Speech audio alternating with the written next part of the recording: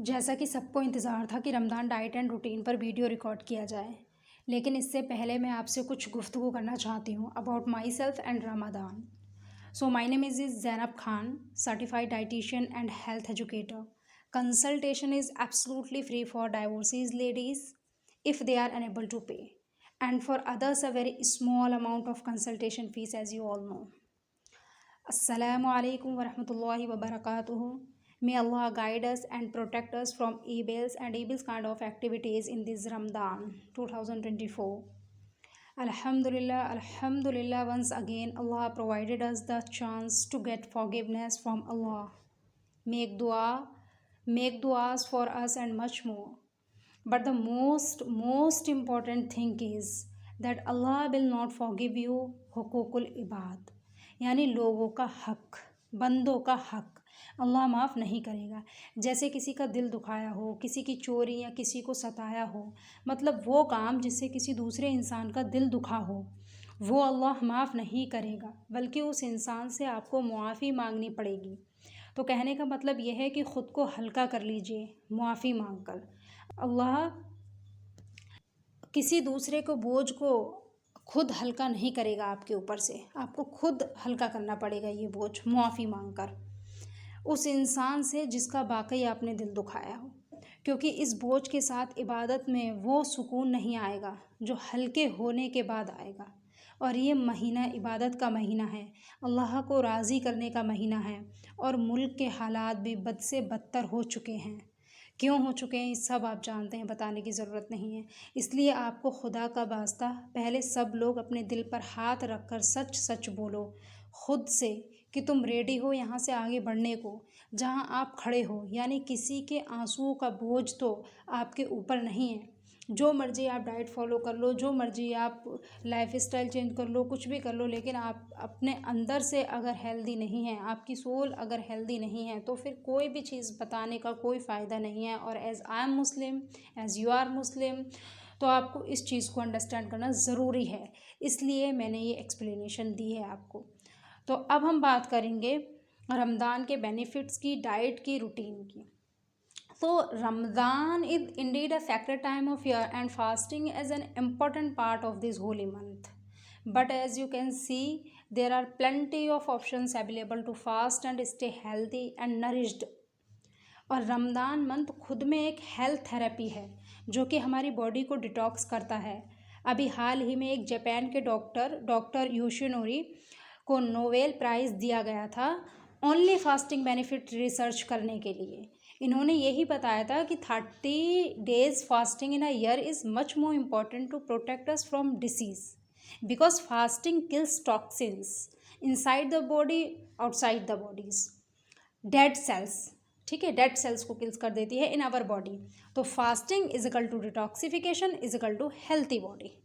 Okay, so अब देखिए diet के बारे में, ठीक है। सो पहले एक चीज़ समझिए कि डाइट को लेकर एक सोच बहुत हाईलाइट है, वो ये है कि डाइट टाइम के अकॉर्डिंग होती है और हम टाइम के हिसाब से डाइट सर्च करेंगे और वो फॉलो करेंगे तो हेल्दी रहेंगे। टाइम मतलब कोई सीज़न, कोई पर्टिकुलर टाइम, जैसे summer diet, winter diet, Ramzan diet. Sometimes सुनते हैं equally diet for digestive system और any other system of human body, जैसे कि हमारा बॉडी का कोई भी पर्टिकुलर सिस्टम है, ठीक है ना, तो कार्डियोवास्कुलर सिस्टम हो गया, डाइजेस्टिव सिस्टम हो गया। तो इसके तो हम बेसिकली क्या करते हैं कि कोई बॉडी का जो हमारे सिस्टम होता है, कोई अगर बॉडी हमारी सिस्टम से मिलकर बनी हुई है बेसिकली, तो उस पर्टिकुलर सिस्टम की अगर कोई दिक्कत आ जाती है, कोई डिसऑर्डर हमें फील होता है, तो हम क्या करते हैं उस पर्टिकुलर मतलब सिस्टम के लिए डाइट जो है सर्च करते हैं, हमें मिल जाती है और हम वो फॉलो कर लेते हैं। लेकिन ये एक मिथ है, ये एक मिथ है, गलत है।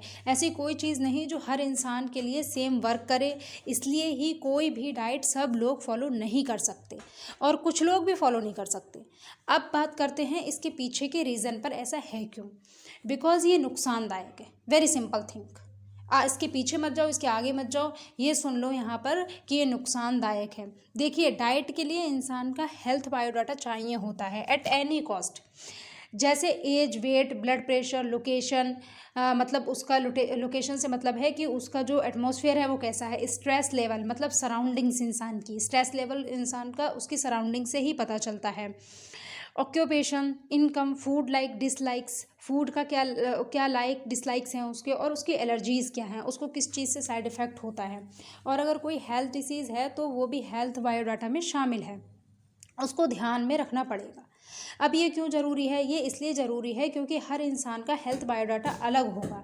जैसे हर इंसान का स्ट्रेस लेवल अलग है, इनकम और ऑक्यूपेशन अलग है, और इससे लाइफस्टाइल का पता चलता है कि सेडेंट्री लाइफ स्टाइल है या मॉडरेटरी लाइफ स्टाइल है। बिकॉज इंसान के ऑक्यूपेशन से ही तो उसका पता चलेगा उसके लाइफ स्टाइल क्या है, उसका वो काम क्या करता है दिन भर, उससे पता चलता है उसके लाइफ स्टाइल का, जो कि बहुत इंपॉर्टेंट चीज़ है।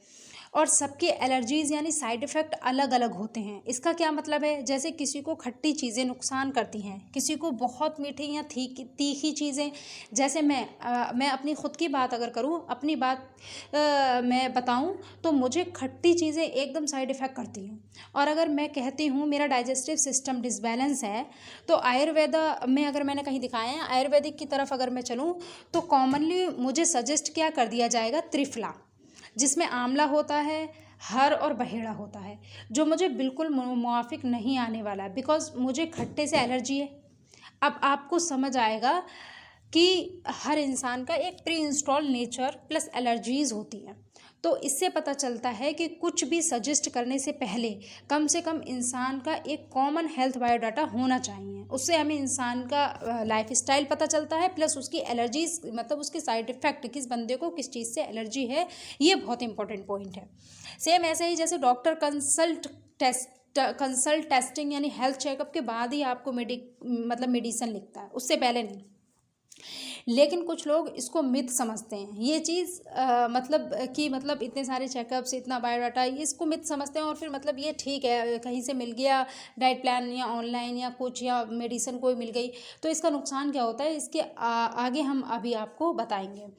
और मिथ समझते हैं प्लस इग्नोर भी कर देते हैं, डायरेक्ट मेडिकल पर जाकर ट्रीटमेंट ले लेते हैं। इसमें मेडिकल स्टोर वाले की गलती नहीं है, उसको एमआर बताकर जाता है ये टैबलेट फीवर में देनी है, ये कफ कोल्ड में, और ये पेट खराब होने पर एक्सेट्रा। लेकिन इसका अंजाम ज़्यादा कुछ नहीं, इतना होता है कि आपका डाइजेस्टिव सिस्टम हमेशा के लिए ख़राब हो जाता है, क्योंकि एंटीबॉडीज़ और एंटीबायोटिक्स आपके गट माइक्रोबायोम यानी बैक्टीरियाज, एंजाइम्स, फंगीज, जो कि हमारे डाइजेस्टिव सिस्टम को हेल्दी रखते हैं, तो जो गट माइक्रोबायोम होते हैं उनको किल कर देती है। इसकी वजह से डिहाइड्रेशन होता है, देन कॉन्स्टिपेशन, और कॉन्स्टिपेशन को मदर ऑफ डिसीजेस कहते हैं। आई होप अब आपको समझ आया होगा कि जितना इम्पॉर्टेंट ट्रीटमेंट नहीं होता, उससे ज़्यादा इम्पॉर्टेंट साइड इफ़ेक्ट से बचना होता है, बिकॉज हमारा शरीर इम्यूनिटी रखता है। अगर कोई इन्फेक्टियस डिसीज़ हमें होती है तो प्रिकॉशन और टाइम उसको खुद भी क्योर कर सकता है, लेकिन हमने अपनी बॉडी के नेचर के अगेंस्ट कोई ट्रीटमेंट यूज़ किया तो फ़िलहाल हमें लगेगा कि हम सही हो गए, लेकिन यहाँ से पैदा होती हैं मॉडर्न डिसीज़ेस, मतलब क्रॉनिक डिसीज़ेस, जैसे sugar, thyroid, obesity, PCOD, PCOS, और टॉक्सिनेशन, जो कि आज बहुत इंपॉर्टेंट हो गया है। हमारी बॉडी के अंदर टॉक्सिन्स बहुत ज़्यादा, गंदगी बहुत ज़्यादा इन्वॉल्व होने लगती है, और क्या कुछ नहीं, मतलब आजकल जो मॉडर्न डिसीज़ेज़ हैं वो 600 समथिंग हैं, 600 से भी ज़्यादा मॉडर्न डिसीज़ेज़ हैं, जो कि पहले नहीं होती थी। ये सब चीज़ें पैदा हुई हैं, न्यू बनी हैं, ठीक है, पैंडेमिक जैसा आ जाता है उसकी तरह। फिर टॉक्सिनेशन को लेकर अच्छा कन्फ्यूज़न होता है इंसान को लेके, मतलब इंसान को टॉक्सिन्स हमारी बॉडी खुद प्रोड्यूस करती है। इसमें मतलब इतना कंफ्यूज होने वाली ज़रूरत नहीं कि वो टॉक्सिन्स कहाँ से आ गए, टॉक्सिन्स प्रोड्यूस कैसे करती है, खुद कैसे प्रोड्यूस करने लगती है। जैसे इम्यून सिस्टम हमारी प्रोटेक्शन करता है, ऐसे ही इम्यून सिस्टम डाउन होने पर इन्फेक्शन इंक्रीज होता है, और डेली प्रॉपर डिटॉक्सिफिकेशन नहीं हो पाता है, then toxins come in body. I hope you understand well till now. लेकिन एक कॉमन लाइफ स्टाइल और कॉमन खान पान या कुछ नेचुरल चीज़ें खुद ऐड करना या रिड्यूस करना, उसमें कोई ख़ास मसला नहीं है। ये इतना मतलब प्रॉब्लमेटिक नहीं है, आपका जो रूटीन है वो ठीक ठाक है तो इतनी दिक्कत नहीं है। लेकिन अब बात करते हैं रूटीन की, टाइम गैपिंग और लाइफ स्टाइल की, ठीक है। यस, डाइट और मेडिसन सबके लिए उनके कन्वीनियंस के अकॉर्डिंग दी जाती है, बट एक हेल्दी पर्सन जिसको कोई ख़ास हेल्थ इशू नहीं है, थोड़ी बहुत health minor problem life style and precaution से खुद क्योर भी हो जाती है, और आगे भी ना हो उसके लिए general precaution, general tips and routine इस टाइप से सही है।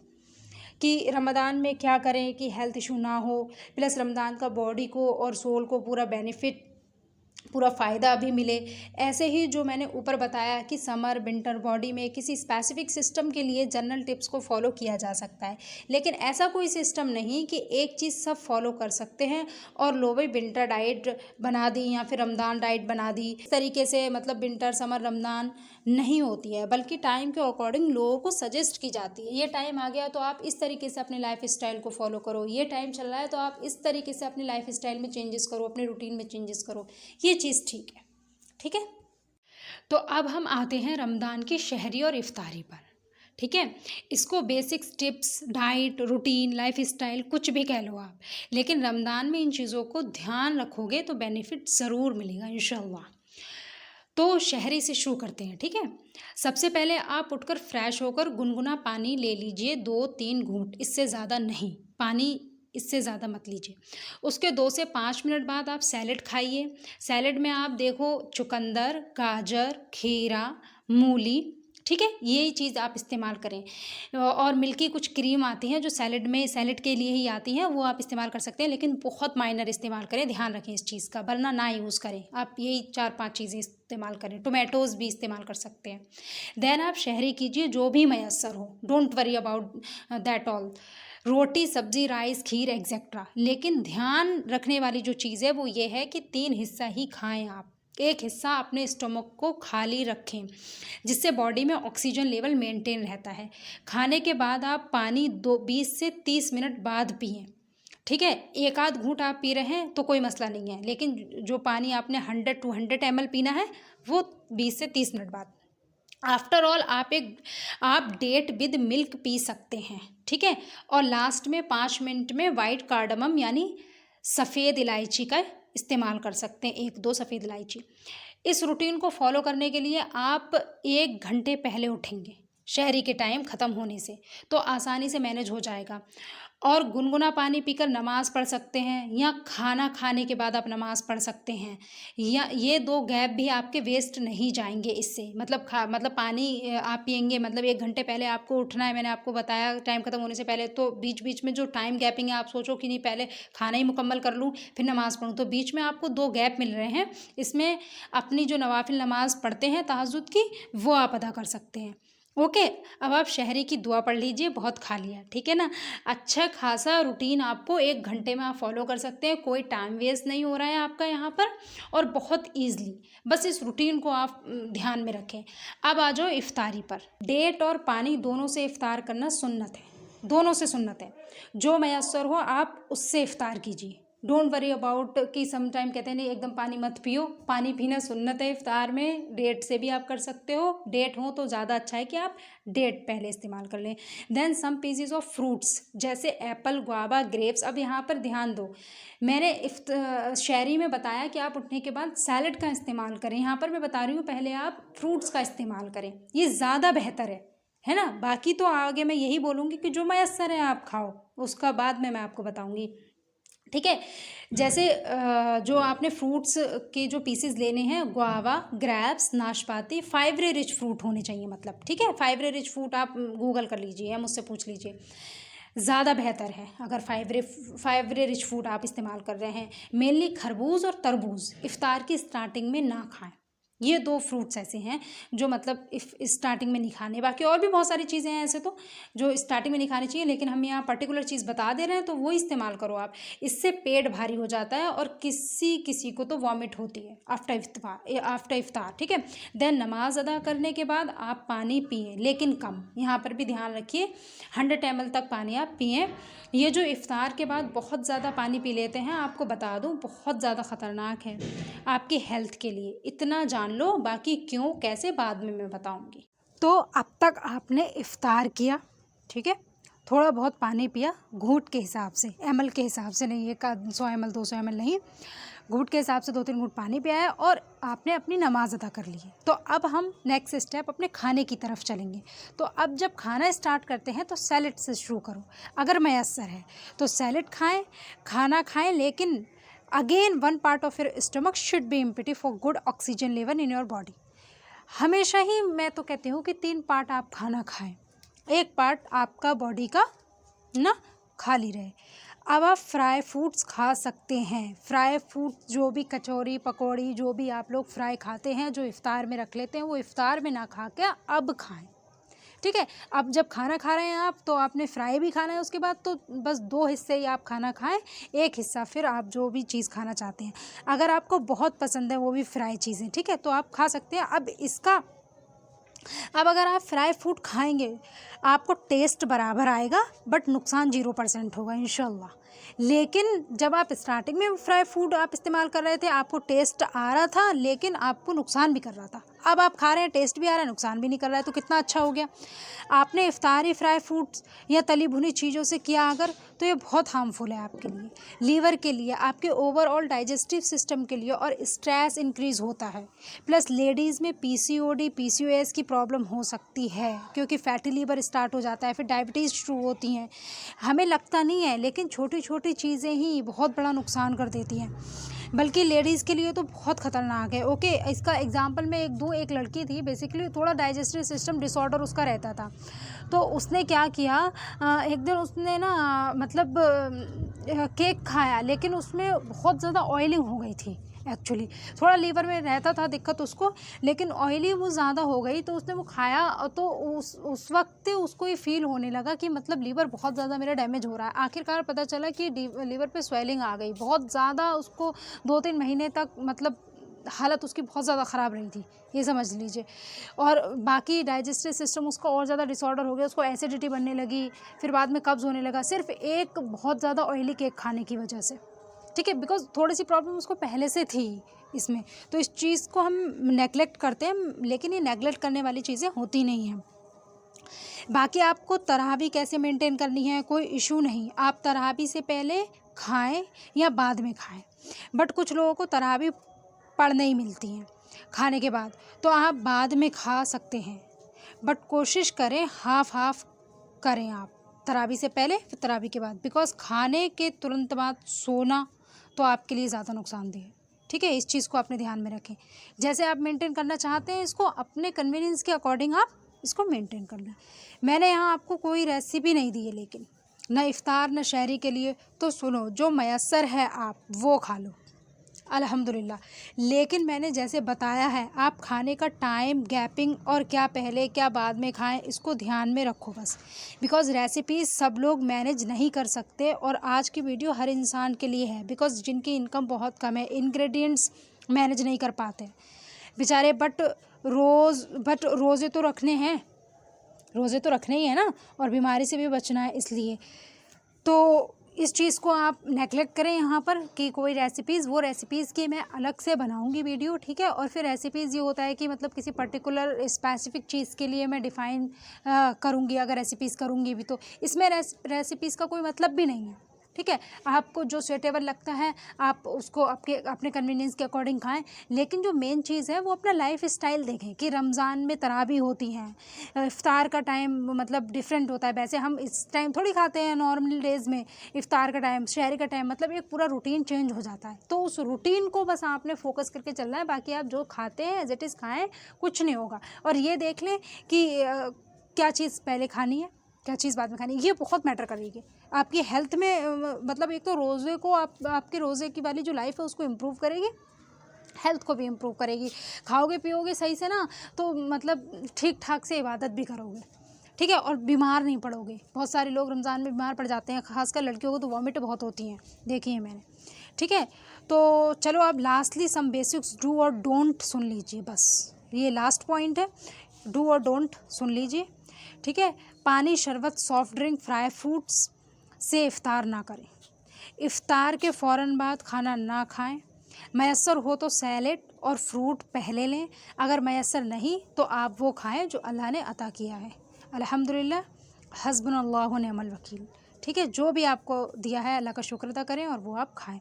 इफ़्तार के बाद बेड रेस्ट अवॉइड कीजिए, वॉक कीजिए कुछ देर। इफ़्तार के बाद कोई एक्सरसाइज मत कीजिए, लाइक आप जिम वगैरह जाते थे पहले वगैरह, बट नाउ अवॉइड इट। आप शहरी में जल्दी उठिए, एक्सरसाइज रूटीन अपना कंटिन्यू रख सकते हैं, बट ओनली इन शहरी। ठीक है, आप 2 बजे उठो, आप तब करो अपना 2 बजे 3 बजे उठो, बल्कि 3 बजे उठ के आप एक्सरसाइज अपनी कंटिन्यू कर सकते हो, लेकिन इफ्तार के बाद आप मत करो रूटीन, क्योंकि हार्ड होता है ना, इतना टाइम ही नहीं होता है कि आप अपना डाइजेस्ट करने के बाद, क्योंकि पेट भरे होने के बाद तो आप कर नहीं सकते एक्सरसाइज, तो रूटीन ही नहीं है, टाइम ही नहीं है, आप इफ्तार के बाद तो किसी भी हाल में आप नहीं कर सकते। वेटेड एक्सरसाइज बिल्कुल मत करें। Soft drink, cold drink Ramzan में क्या, आफ्टर रमज़ान में भी मत पीजिएगा, मतलब आफ्टर रमज़ान भी आपने नहीं इस्तेमाल करनी है, बहुत हार्मफुल होती हैं। मोटिवेशन के लुक एट मी, मेरी साइड आप देख सकते हैं। मोटिवेशन के लिए मैं कभी नहीं पीती कोल्ड ड्रिंक्स, और ना जंक फूड कभी खाती हूँ, और ना मैंने आज तक मोमोज, चाउमीन, बर्गर, ये सब चीज़ कभी छुआ भी नहीं है, हाथ भी नहीं लगाया है, ठीक है। खाने के 20-30 मिनट बाद पानी पीजिए, एक आधा घूंट की कोई बात नहीं है, वो मैं पहले भी बता चुकी हूँ। एक अडल्ट्स को, ये बहुत इंपॉर्टेंट पॉइंट है, अडल्ट को 3-4 लीटर पानी चाहिए होता है। सो रमज़ान में fruit salad, vegetables and added beverages, जो भी आप बेवरेज या पानी वगैरह इस्तेमाल वाली चीज़ें करते हैं, बेवरेज मतलब लिक्विड फूड जो होते हैं, ठीक है, तो हाफ समथिंग मैनेज हो जाता है, लेकिन 2 से 2.5 लीटर पानी आपको इफ्तार से शहरी तक मैनेज करना होता है, ठीक है। तो एवरी आवर आपको ग्लास ऑफ वाटर लेना है सोने से पहले तक, ठीक है। दूसरे पॉइंट, खाना और तरावी, तो इसमें क्या है, तो आपको जैसे सही फील होता है आप फॉलो करें, लेकिन कोशिश करें सोने से 1 आवर पहले जो खाएं वो लाइट हो। सोने से 1 आवर पहले फ्रूट्स या फ्रूट्स यानी कि लिक्विड वाला फूड या फिर फ्रूट हैवी खाना आप सोने से 2-3 घंटे पहले खाएं, तो वो तरावी से पहले ही आप खा सकते हैं। तरावी के बाद तो वैसे भी इंसान को नींद आने लगती है, तो इसलिए मैनेज करें इस चीज़ को, ये भी बहुत इंपॉर्टेंट चीज़ है। सोने से पहले आप टॉयलेट ज़रूर जाएं, और एज मुस्लिम बावजू सोएं, बहुत बेहतर है। अगेन मैं कहूँगी for motivation look at me, मेरी तरफ आप देखो, बावजू ही मैं सोती हूँ, और कभी भी बगैर वज़ू किए मैं नहीं सोती, इवन मुझे चैन भी नहीं आता, नींद भी नहीं आती जब तक मैं वज़ू ना करूँ। तो just for I am saying कि जस्ट मोटिवेशन के लिए बंदा चाहिए होता है ना, कि वो बंदा करता है तो एक ये लगता है हमारे अंदर कि वो कर सकता है तो मैं भी कर सकता हूँ, ठीक है। अल्लाह हम सबको रमज़ान के रोज़े रखने की तौफ़ीक अता करे, हमें दीन इस्लाम को सीखने, समझने, फॉलो करने की तौफ़ीक अता करे, हम सबको एक दूसरे से अपनी गलतियों की माफ़ी मांगने की तौफ़ीक अता करे। It's very very very important and emotional point. Please एक दूसरे से माफ़ी मांगकर ख़ुद को हल्का कर लीजिए, हमारे दिलों को कुशादा कर दे या रब। धोखा, झूठ बोलने से हमें बचाया, और इस शर की गिरफ्त से भी हमें बचाया या रब। खुद भी हम झूठ ना बोलें, और कोई हमसे बोले इसकी गिरफ्त से भी अल्लाह ताला हमें बचाए, बिकॉज़ इससे इंसान इतना टूट जाता है या रब, बस अल्लाह ताला ही जानता है, और वो इंसान ही जानता है। मुल्क में गरीब, मज़लूम, बीमारों की मदद कर या अल्लाह। या अल्लाह मेरे इल्म को बढ़ा दे कि मैं उम्मत के काम आ सकूं, तेरे दिए हुए इल्म के ज़रिए, पैसे के ज़रिए, मेहनत और मेरी ज़िंदगी भी। आमीन या रब्बुल आलमीन।